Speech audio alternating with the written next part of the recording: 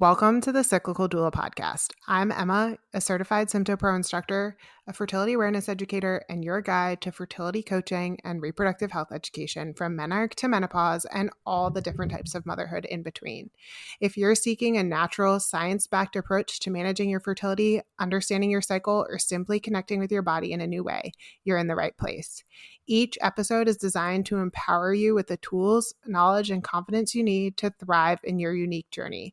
Quick disclaimer, this podcast is for educational purposes only and is not medical advice or individualized charting support. For specific guidance, please consult with your healthcare provider or fertility awareness instructor.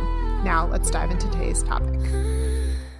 Welcome to the space where cycles breathe, where the real raw life of Emmamma leads, from motherhood's highs to charting the low. Your body's story is the star of the show.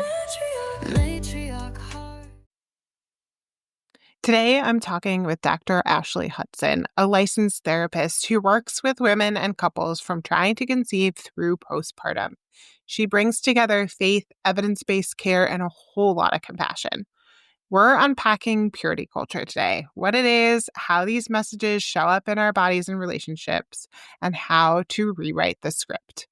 We also talk about matrescence, think like adolescence, but for becoming a mother, why your brain and hormones may shift your erotic connection for a season, and why that can actually set you up for more satisfying intimacy long term. Ashley shares an easy exercise called a sexual timeline, ways to start a calm, shame-free body conversation with kids, and why couples with flexible roles and open communication report higher sexual satisfaction. We even bust a few myths, yes, including that infamous 72-hour rule. And just a quick note before I get started, we do mention sex, faith, and postpartum mental health. Take care of yourself as you listen, especially if you have any littles around and that's not something that you're ready to talk about. All links, directories, book recommendations are going to be in the show notes. If this episode brings up any questions about charting your cycle, you can always find me at Cyclical Doula or book a free inquiry call at Emmamma.com/free. Are you ready to dive in? Let's get to it. Welcome back to the Cyclical Doula Podcast. I am really excited today to have Ashley with me. I'm going to have her introduce herself to kind of just get us started and learn more about where she's coming from. Yeah, thanks so much for having me. I'm excited to be here. Well, I'm Ashley. I am a licensed therapist and practice mental health, specifically working with the perinatal population. And that really spans any couple from trying to conceive or individual trying to conceive up through the postpartum season, which varies according to who you speak with. I'm usually working with folks with kiddos ages 0 to 10, but it really varies. And I got into that after my own experience with severe postpartum depression. And so this really became the sole focus of my practice for a long time. And I also happen to intersect a lot with faith communities. I'm a pretty outspoken Christian. And so because of that, just naturally rubbed shoulders with folks who were wanting more faith-informed like mental health services. And so I ended up serving in a lot of those spaces and just bringing more research-based information to them. And so as I was kind of working with couples, I started seeing just some struggles around sexuality and intimacy during the postpartum phase. And of course, for couples trying to conceive during that phase as well, for different reasons, obviously. And I found myself feeling like I needed more education and just needed a little bit more information in order to ethically provide the best services to my people. So I ended up going to get my PhD in clinical sexology and have finished that now. And my research really focused on the purity culture movement, which was kind of a movement in the late 90s, early 2000s. But through the program and obviously my own research, I learned so much about maternal health and sexual functioning. So that's a little bit about me. That's awesome. That's so good. I'm so excited to have you. I feel like we could probably talk for hours about all sorts of different things. But I think so. Before we get to dive into the topic a little bit more, I did want to ask, what is one like ritual or rhythm that you like rely on or like you constantly go back to in your own life? And that can be work related or in your personal life too. One ritual. I actually heard you ask this to someone else in another podcast. So I was like, oh, should think of something. So I'm glad that I thought about it in advance. But I am a sucker for silence. I don't know. Okay. It's like I am a highly sensitive person, if you've ever heard of the HSP trait, and I Yeah. require so much sensory rest in order to feel centered and grounded. And Mm, that was something I've like known. I came from a family with 4 kids. Like I've known that about myself, that I really liked it when I was quiet and not touched, or like had just the right amount of pressure and soft clothes on, etc. But right. after becoming a mom, I was like, oh my gosh, no, I need Mm, silence. So I've actually worked into being inspired by my own mom, worked in rhythms of going away on silent retreats by myself, um, nice. into my like kind of quarterly rhythms. And that has been so important and life-giving for me. So it's not really like a daily ritual, obviously, but I do Yeah. try to No, but make that's sure I be great. quiet, but I love it's that. huge. Yeah. That's Yeah. amazing. What I think that's something that we don't often think about as human beings of so much of like that's a need for like you as an individual, but also then like you can find stuff like that, like a silent retreat, like a whole weekend or a Yeah. week, however long you're going, but just that time to be able to really take in that space for just you, which could be so great. So that's Mhm. awesome. I love that. Mhm. Yeah, thanks. I love it too. That's amazing. Okay, so I wanted to talk to you specifically today about purity culture. Mhm. And I think the best thing to start off is probably many people have kind of like an idea of what purity culture, like what that phrase really means. But maybe you could explain what that means in regards to like the movement behind it. Mhm. To start off, and then we can kind of dive a little bit deeper into what that looks like for people kind of coming through that. Totally. So the purity culture movement, which my research to frame this up a little bit was on the impact of purity culture movement on postpartum women who engaged that movement. So there have been entire books written on the purity culture movement. For And sure. as you can imagine, there is a myriad of different ways that people define what that is. So the purity culture movement began in the late 90s, early 2000s. It wasn't the first movement of its kind, but it was the first time that this emerged in this way with access to different, marketing strategies and print, access to books and putting out materials in kind of a more organized fashion. And so we did see kind of an uptick in regulation and education around sexual health in like the 1920s, actually, during a syphilis outbreak. And in that time, it was like the social hygiene movement. And so Right. that kind of went out. And then we had this resurgence of this purity culture, kind of what we have come to call the purity culture movement in the late 90s, early 2000s, really in response to the AIDS epidemic, teen pregnancies.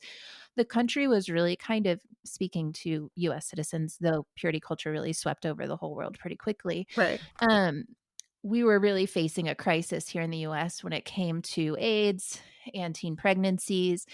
And it was the government's attempt at kind of confronting this particular problem or crisis we were having. It happened to intersect with when the Southern Baptist Convention was going on, and they had been developing a curriculum called True Love Waits, kind of behind the scenes. One of the Lifeway publishing companies had been working on this curriculum, which was about sexual education in light of really kind of traditional Christian conservative doctrine. And so it had a lot of traditional gender scripts that went along with it, but it was also very centered on heterosexual marriage, heterosexual practices, and gendered scripts. So men tend to do this and want this, women tend to do this and want this. So it's very kind of structured in that way. And because the US was facing such a crisis, they ultimately ended up utilizing this True Love Waits curriculum, repackaging it, taking a lot of the faith content out of it, but at its core, keeping the components, like the outline of how to talk about sex, how to teach about sex. And so it was very rooted in a lot of fear. A lot of folks I talk with now have all the information about, not that they really remember it because they mostly dissociated, but about Yeah. STIs and like what Right. could go wrong. And not a ton of information on, pleasure informed, like, practices and how to Right. really be in tune with consent in their bodies. And does my body even want sex right now? I don't know. I didn't learn that. I didn't learn how to be in my body in the presence of a sexual, um, Yeah. encounters. So all that to say, this movement kind of swept through as they really released this abstinence only education program, which in schools is what that was called. And then in the church, it was called True Love Waits. And so that's what we call the purity culture movement. From there, you saw purity balls, you saw, purity rings, you saw all of, modest is hottest shirts. There was a whole marketing campaign that went Yeah. along with this way of thinking. And so we also call it purity culture because of the way that marketing campaign infiltrated systems in a very covert fashion. And I Right. say covert, I mean, it is kind of overt. Like, these Yeah. people at these Yep. conferences did some pretty wild things that now you look back and you're like, wait, what? But that was really kind of the nature of the movement. And what we know now when we look at research is that it actually wasn't as effective as they had hoped. Not only did it not help with some outcomes like teen pregnancies, but it actually led to more risky sexual behaviors. So we saw a lot of people not utilizing, contraception appropriately, and just lack of information about consent, for instance. And there's a lot of correlation. I have a colleague who's done a lot of research on the correlations between rape myths and purity culture and how those overlap. Yeah. And so that's a little bit about what the purity culture movement is. And I think we've all been touched by it in different ways, whether or not you come from an overt evangelical background or Catholic background. It is really infiltrated even within the public school system. Yeah, for sure. And thank you for taking the time to explain that, because I feel like that really kind of hits all of those points of understanding like where it came from. And it's not just religious based, but that it's really ingrained in a lot of education in general, specifically in the US. But you kind of mentioned that it kind of spilled over otherwise as well. Mhm. So I think as you're talking about this, a lot of things have like come to mind of either things that I personally have experienced or things that like clients have experienced or just friends. And I think we could go in a bunch of different ways, but I think I would love to hear to start off talking about kind of how, if somebody's coming into their committed relationship, their marriage with this understanding, because a lot of us have, Mhm. how do we start like unlearning that and like really figuring out how to dive into understanding ourselves, our bodies better? Yeah, gosh, that's such a good question. And I'm glad you're asking it because so many people come into my office in the postpartum season and ask, like, now that they have a baby, they're suddenly present to like, oh no, I have to parent this child through sexual Yeah, development. What am I going to right, do? And all of their own pain and questions and confusion comes up. And right, so it's so important to consider this on the front end of even getting into a committed relationship, if that's your fancy, or, yeah, be sexually active so that you can right, yeah. enjoy it. In general, yeah, Um, so I think first and foremost, something I do with my clients a lot is have them fill out a sexual timeline, which sounds really mm, funny, but I literally have a timeline from birth to current day. And every little moment that you can remember that you have any recollection of, or, season that you first discovered your genitals, first masturbated, first, encountered pornography or an erotic, art piece. First wet dream for some of the men I've worked with. So really put every little thing on this timeline. And then yeah, for each of these places, pause and ask yourself, what did I learn about my body? What did I learn about other people's bodies? And what did I learn about sex and sexuality? Because it's from that place where you can get really clear on kind of the underlying scripts that exist beneath your sexual functioning. For Mhm. so many people, especially those socialized within the purity culture, they learned early on silence gets translated to shame in a child's brain Right. usually, For and sure. for most people, they grew up with no education, complete silence, if not abstinence only, and so they initially felt a ton of shame around discovery of their genitals or discovery of a pleasure system, and, because of that, they kept quiet, they didn't ask questions. If they did ask questions, they were often shamed, and it kind of further enhanced that. And our bodies are created to completely shut down or dissociate when we experience chronic, ongoing moments of shame. And so a lot of people's brains wired or associated together sexual arousal and I should leave my body, I should dissociate. And Mm, for some, that shows up as like, making a grocery list while they're trying to make love with their partner as a grown up.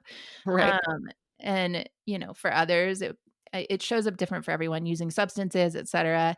But you'll notice kind of going through this timeline will help us uproot some messages that might be contributing to that shame or anxiety that leads to dissociation or that might prompt the system to, you know, have racing thoughts or engage some sort of behavior or patterned thinking that is not going to help them experience pleasure or that will inhibit, body confidence or whatever it is they're wanting to achieve. So that's where I Yeah. start with people when they come in. That's Mhm. amazing. I love that. I think that's what a good way to kind of just like talk through and like think about, reflect on all of those points of learning. And I think like as a parent myself who's trying to change the script a little bit in regards to that, which you had mentioned, which I'd love to talk about as well. But that coming up of like, all right, like how can we change these conversations in the moment when they're 2 and 1 and 5 and 7, right? Like of like how are we having those conversations um to lessen that shame pattern that has been for a lot of people their experience around sexuality and body literacy and things like that. And so that's Mhm. something that I've worked on a lot to try to get through and figure out how to do that, and I always come back to just, like, if you can just talk about, like, the specifics of, like, this is our anatomy, this is, like, the function of X, Y, and Z. That's a great spot to just start, with all of that, Yeah. but how do you kinda what do you talk about with people, and how do you kind of frame that around then, like, teaching that to your children or to the next generation as well. Yeah.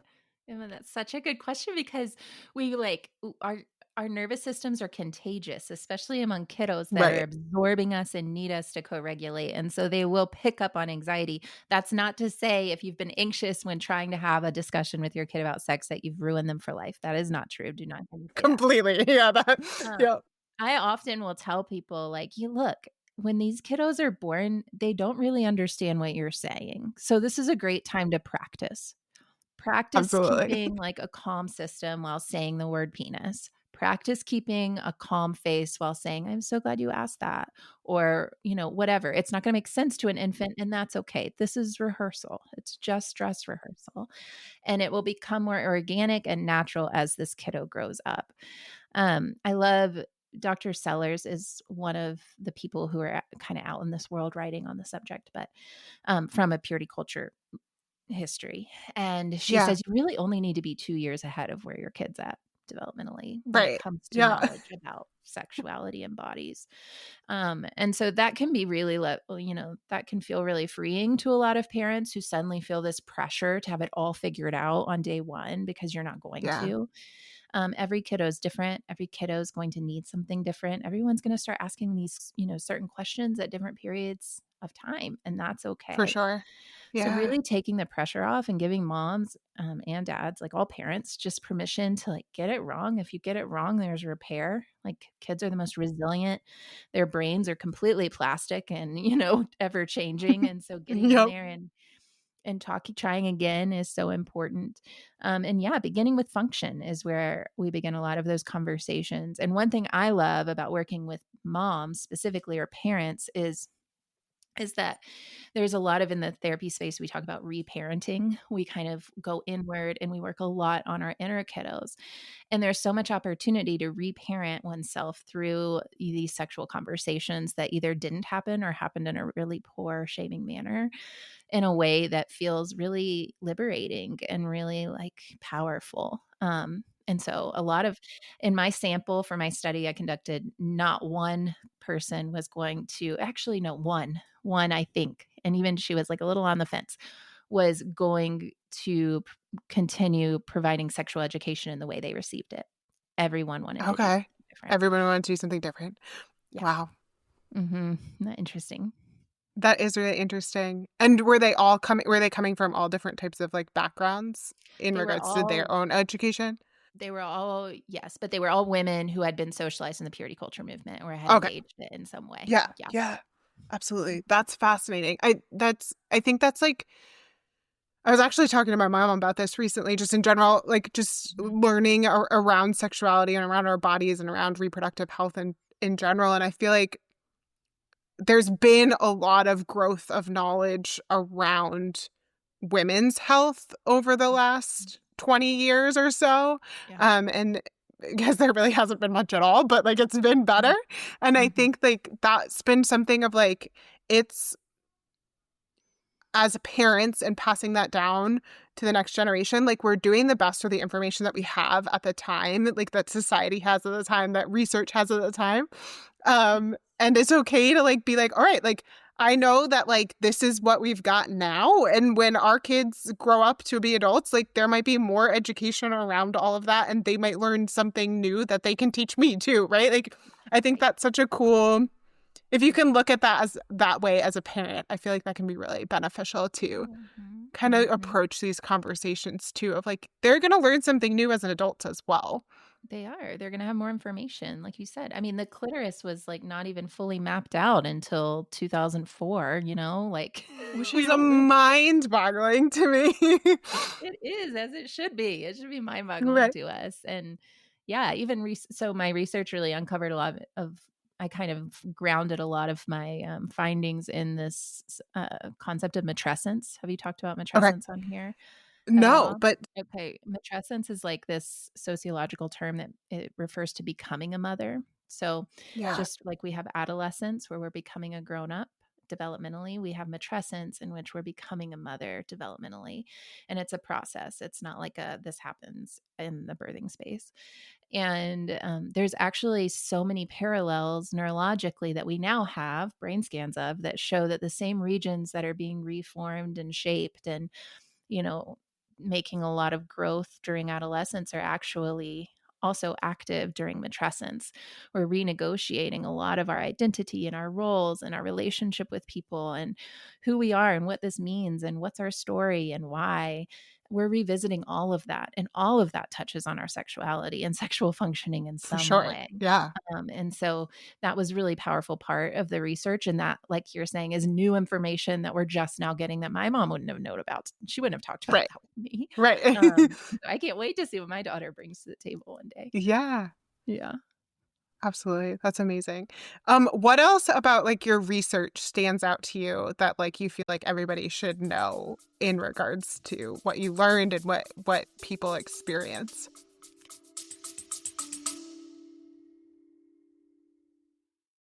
Let's take a quick moment for a little brain break and talk about something different. Have you ever wished someone could just sit down with you and magically tell you when you were going to get your period next?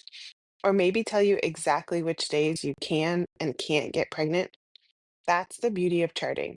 Once you understand your cycle, it stops feeling like this random guessing game and starts feeling like a pattern you can actually trust. I promise it's not as complicated as it might seem. Your body is already giving you all the clues. You just need someone to show you how to read them. That's exactly what I'm doing right now while finishing my Fertility Knowledge Collective certification.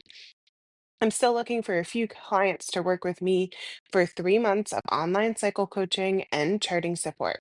We'll meet virtually, review your real life signs like cervical mucus and temperature, and help you build skills you can use for the rest of your life. And as part of my certification process, this round is pay what you can. So if you've ever thought, I just wish someone would guide me, this is your chance. To get in touch with me, either message me on Instagram at Cyclical Doula or text FKC, just so I know that what we're talking about, to 854-220-0218. I'll send you the details and we can figure out if this is a good fit for you. Okay, let's get back into the episode. Yeah, gosh. Well, matrescence was a huge piece. I think normalizing the earthquake that is that Yeah. experience inside, Yep. and the ways that hormones reshape the brain and our nervous system in order to care for young, and how that impacts, the erotic connection with a partner temporarily and reshapes it for the future is really important.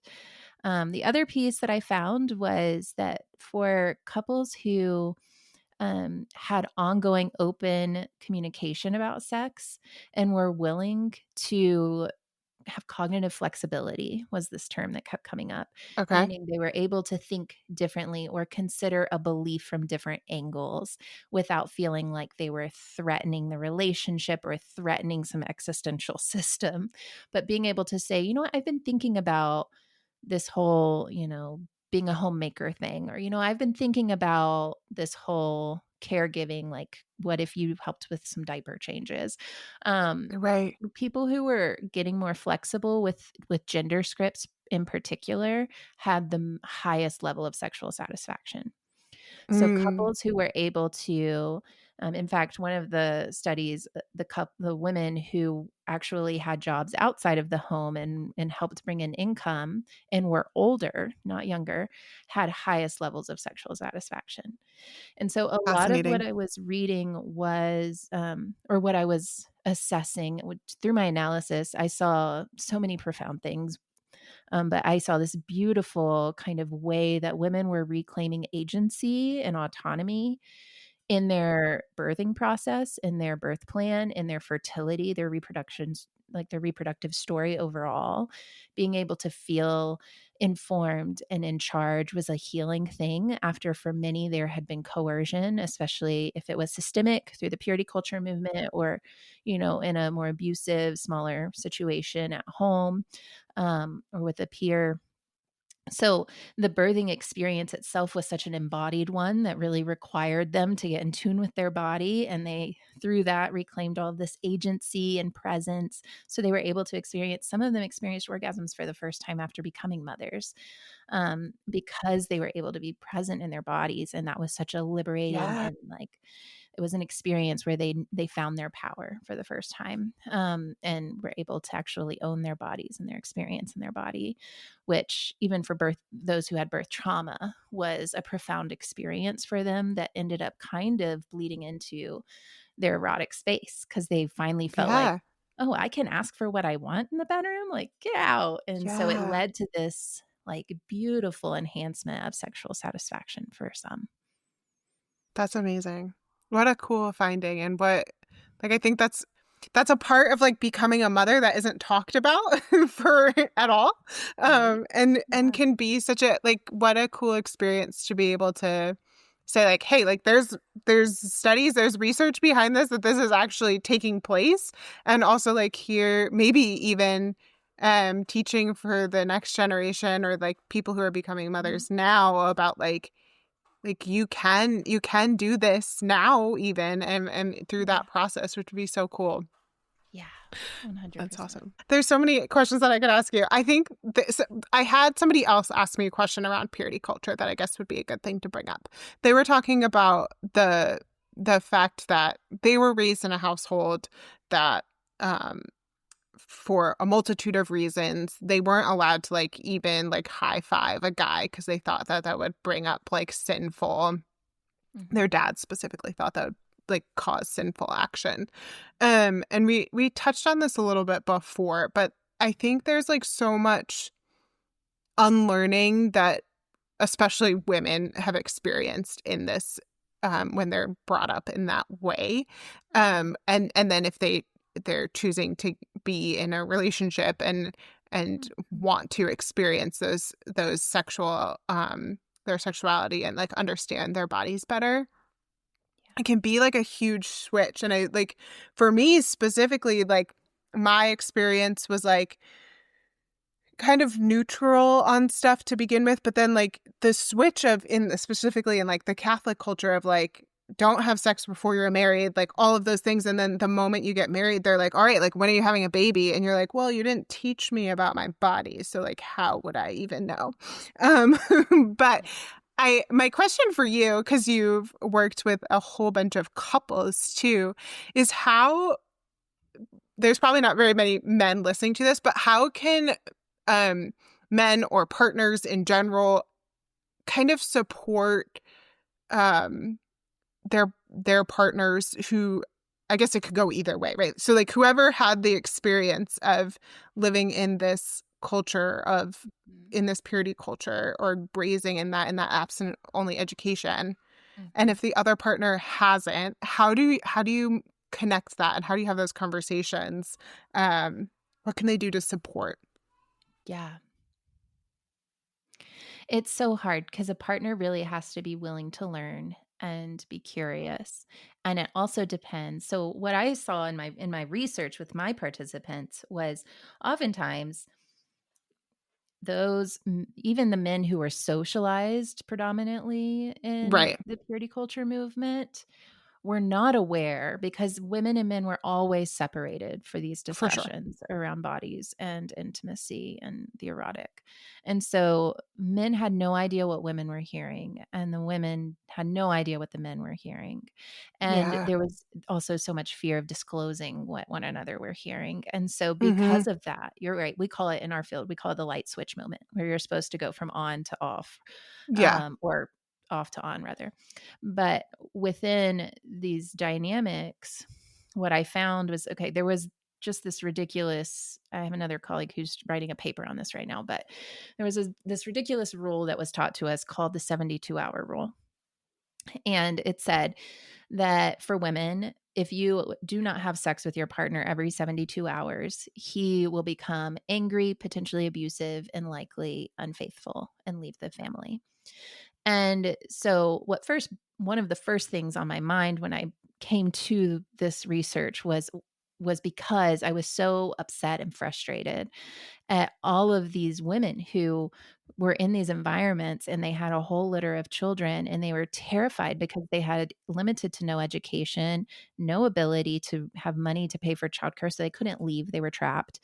And then the message they received was, I have to basically have sex with this person every 72 hours, or else he has the right to become violent with me and or the kids, or Wow. leave. Yeah. And for a mother whose brain is wired to connect and keep their kids alive, they will choose sex. And Right. many did and came to me in that state. And that was Mm-hmm. devastating for me. In my Yeah. research, what I found was a lot of these women, the ones who I was specifically looking at resiliency factors. So I wanted to see the women Okay. who had a great sex life despite all of this messaging. The ones who had a positive sex life were those that told their partners about, they had this like mental breakdown in the postpartum period and were like, I'm so sorry, it's been 72 hours. And their partner, who was socialized in the same movement, said, what are you talking about? That is not a thing. Oh, And fascinating. Yeah. so it's really interesting the way these scripts were given. Another one was that like men were kind of painted as these wild, beastly animals without any self-control, and who would combust and get violent if they didn't, have sexual intercourse or any sort of sexual relief, which is a very vulnerable position as a woman to be put into a relationship with For that. sure. And then for others, I work with some high drive women who have a higher drive than their husbands, and they feel Right. like something is wrong with them, or their Mm-hmm. partner's broken because he's not this monster maniac. And Right. so there were just these pictures painted. And I think so many folks coming out of the purity culture movement actually are deconstructing faith altogether, because they're like, the foundation of my life was built on this scheme, on this formula that Right. doesn't make sense. And I did the thing, I did A plus B and it didn't equal C, and I'm Yeah. disappointed, so I'm throwing it all out and rebuilding some sort of faith framework.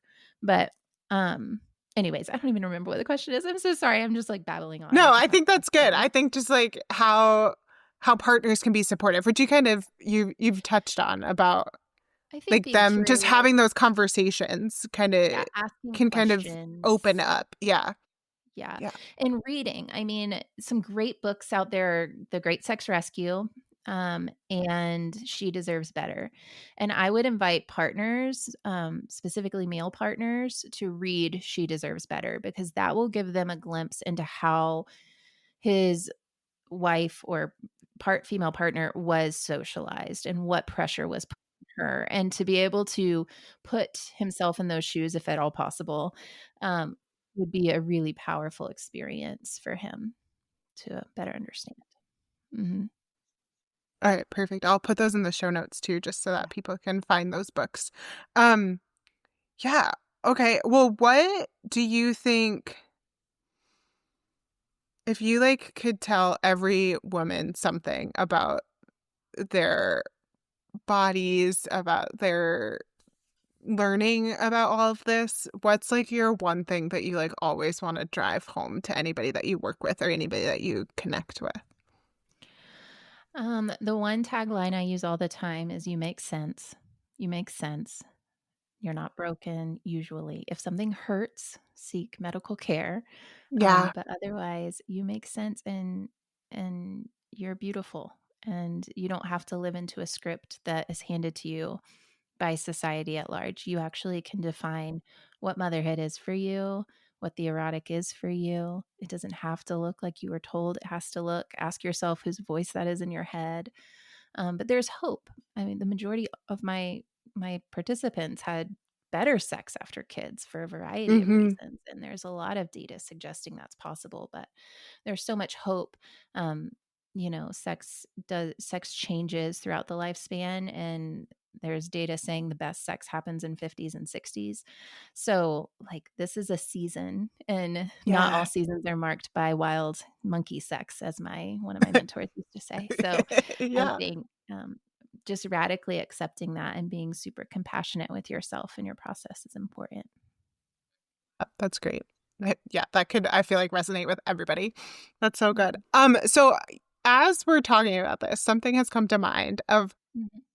because this was so ingrained and still is so ingrained in our education system about like abstinence only education around sexual health. Mhm. Do you know of or like are there movements to um like educate in a different way and really try to change that as a system like through the whole education system?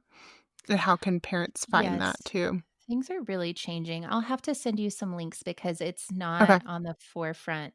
Like, I don't have it in front of me, but Yeah, I that's totally have a fine. Yeah. lot of resources. But things are absolutely changing, both for those who are coming at it from a faith perspective, who are really wanting, something that aligns with their specific theology or position on Yeah. matters, that is comprehensive, and I appreciate that. And then Yeah. there's there are other, that aren't faith affiliated and that are more kind of widely distributed that I will be happy to kind of link to you. That'd be Yeah. great. Awesome. So good. Okay. Let's see. Is there anything else that like comes to mind that you want to share? Any myths you want to bust? And then I'd love to ask you about like how people can work with you too. Sure. Yeah. Gosh, I'm trying to think of the myths. I feel like we've covered so much good Yeah, territory, we so have it's for hard sure. to like There might not be bust anything in. else It specific. might not. Yeah. I mean, well, I could talk for probably too long, 10 hours Yeah. plus on straight on just this. I just wrote, 160 pages on it. But I think there's hope. Things can change and ebb and flow. And one of my suggestions as an application of my research and my dissertation was to include partners more Yeah. in information or informed care, not just around birth, but around fertility, around postpartum, around menopause, not just about, how babies are made, but Right. about pleasure and Yeah. the brain and mental health. All of these things work together. We're creatures that are very complex and so I just think there's so much space for holistic healthcare, and I would love to see partners become more involved in some of those conversations with providers. Yeah, that's amazing. Yeah, Yeah. absolutely. I'm all for that. I'm all for everybody being involved. That's so good. Okay, so can people, if people want to work with you, I know on your website you have like a couple different resources. I was poking around a little bit, but um, can people work with you from all over? And like, what does that look like? How can people connect with you specifically? Yes. So that's a great question. My business is in the midst of kind of an expansion process. So Awesome. I don't have all the firm details yet. In That's fact, fine. we're even like, are we going to remain Pearl in Process? Are we going to change it to Ashley Hudson? What makes the most sense? But I For will sure. say I'm licensed in Colorado, North Carolina, and Texas for therapy services. And then I'm Yep. expanding to coaching, and we'll be providing coaching worldwide to Awesome. individuals and couples who are wanting that level of support around their intimate lives or mental health. So they can email me at ashley@pearlandprocess.com. I'm also on the socials. It is at Pearl and Process, which you can link to all of that. For sure. But those would probably be the best ways to reach out. And I anticipate having all of that really launched in January of 26. Okay. So hopefully I'm like in conversations with my attorney now. So hopefully that will be up and running by then. But if Awesome. not, reach out anyway. And I'm happy to connect you and make sure you have good support where you live. Awesome. Sounds good. Yeah, that was going to be my other question. Like, how does somebody find somebody like you? Do you know, is there like a specific way that somebody could find maybe a therapist that's licensed in their state if they want the same type of support, and what would they look for? Mm-hmm. Yeah. So if they are pregnant or postpartum, so I'm getting a phone call, so I'm going to turn that off. Okay. So yes, if they are pregnant or postpartum, I love Postpartum Support International, and they might even have resources for trying to conceive. I'm not sure. But if you go to PSI's directory and search for sex therapists, I don't know how many of us are out there.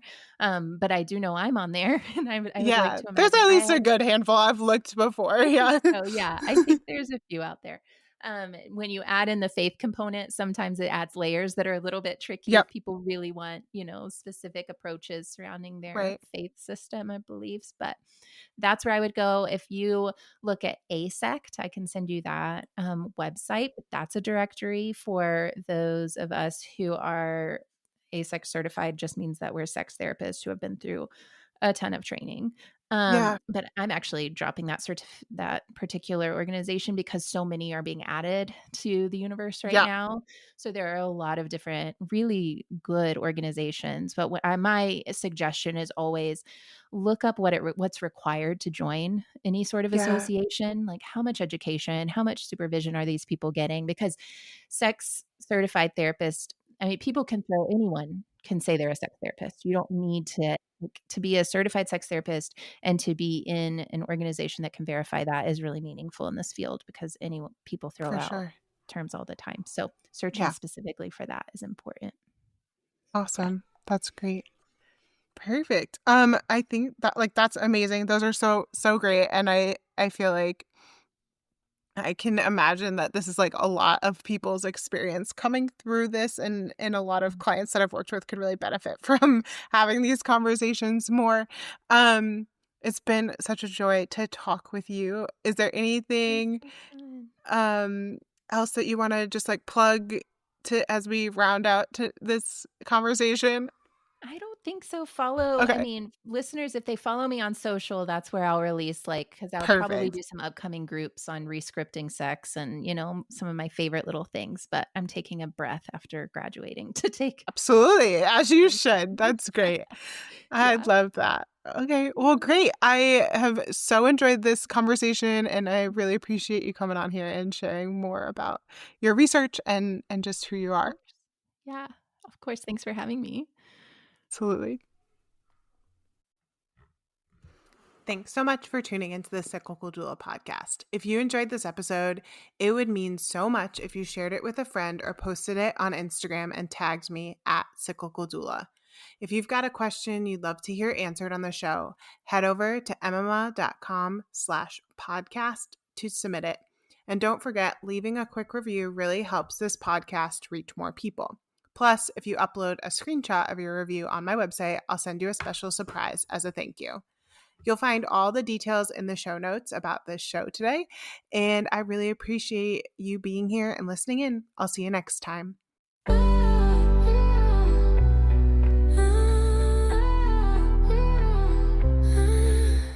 Welcome to the space where cycles breathe, where the real raw life of Emmamma leads. From motherhood's highs to charting the low, your body's story is the star of the show.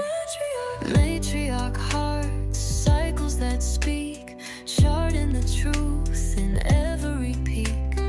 This is the cyclical doula sound, where body wisdom is always found. Matriarch hearts, cycles that speak, charting the truth in every peak.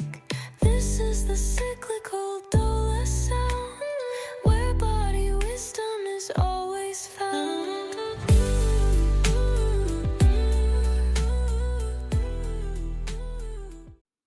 Just a disclaimer and a reminder that any guests on the show are views of their own and not necessarily views of Emmamma LLC or Emma Goff herself.